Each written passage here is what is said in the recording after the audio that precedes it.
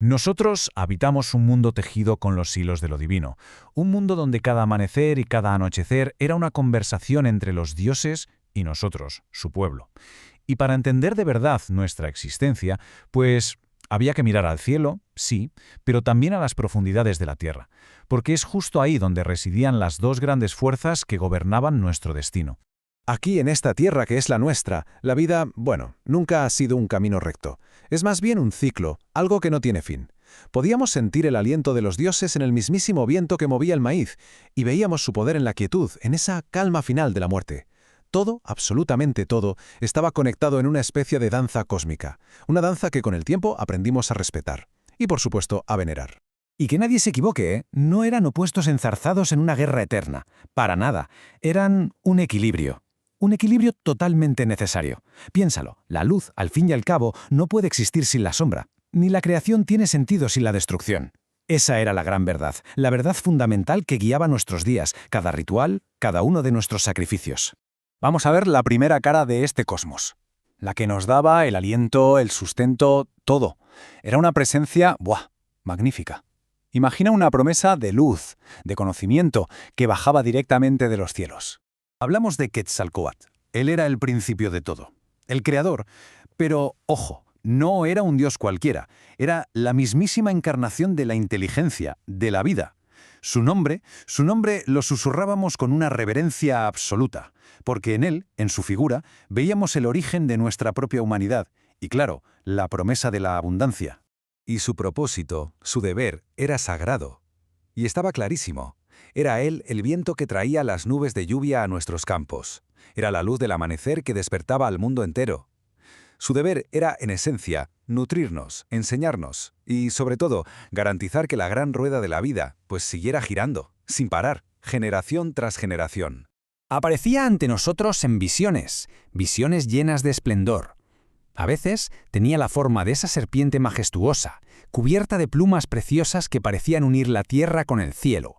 Otras veces, en cambio, se manifestaba como un hombre sabio, el que nos entregó los secretos del maíz, del calendario, de cómo trabajar los metales. Fue él, ni más ni menos, quien nos dio forma a partir del polvo de huesos antiguos y con ello nos regaló la civilización. Pero claro, de la misma forma que celebrábamos la vida, teníamos el deber de honrar su final. Así que nos tocaba girarnos, mirar hacia la otra cara del cosmos, hacia esa oscuridad inevitable, silenciosa, que nos aguardaba a todos. Y ahí estaba él, Apuch. Pero, que quede claro, no era un ser malvado, para nada. Era un ser de orden. Apuch era el guardián de la última puerta, el soberano de ese reino al que, tarde o temprano, todas las almas debían viajar. Se le temía, por supuesto que sí, pero también se le respetaba, muchísimo. Porque su papel era tan esencial para el equilibrio del universo como el del mismísimo Quetzalcóatl. Su deber era increíblemente solemne. Consistía en gobernar el Xibalbá, nuestro inframundo. Él era quien se aseguraba de que el mundo de los vivos y el de los muertos, pues que cada uno se quedara en su sitio, ¿no? Manteniendo así la armonía del cosmos. Era él quien reclamaba las vidas que hacían falta para que el ciclo simplemente pudiera continuar. Su imagen era un recordatorio constante de que éramos mortales, un esqueleto que danzaba, y el sonido de sus campanas. Ese sonido anunciaba la llegada del fin. Era el gobernante de la noche, de las enfermedades. Su presencia se podía sentir en esa quietud, justo la que precede al último aliento. Era, en pocas palabras, el destino personificado. Entonces, la gran pregunta es, ¿cómo podían coexistir dos señores tan diferentes? Pues muy sencillo, porque no eran rivales. ¿Qué va? Eran los dos grandes pilares que sostenían el techo de nuestro universo. Y es que la vida y la muerte no luchaban entre sí, danzaban juntas.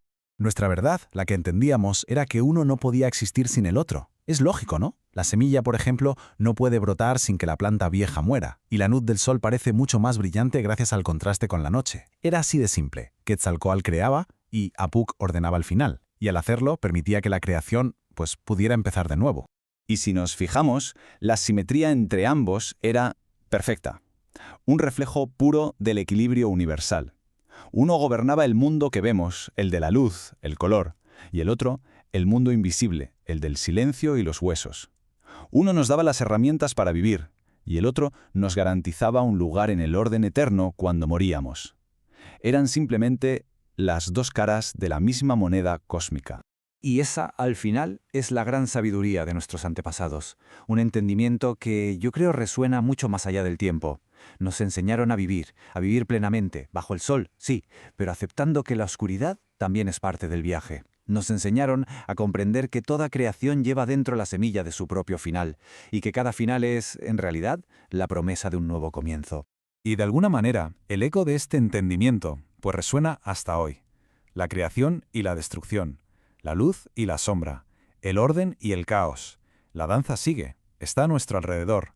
Y la pregunta que nos queda, una pregunta sencilla pero muy profunda es, si hoy en día somos capaces de reconocer esas fuerzas que danzan para crear nuestro propio equilibrio,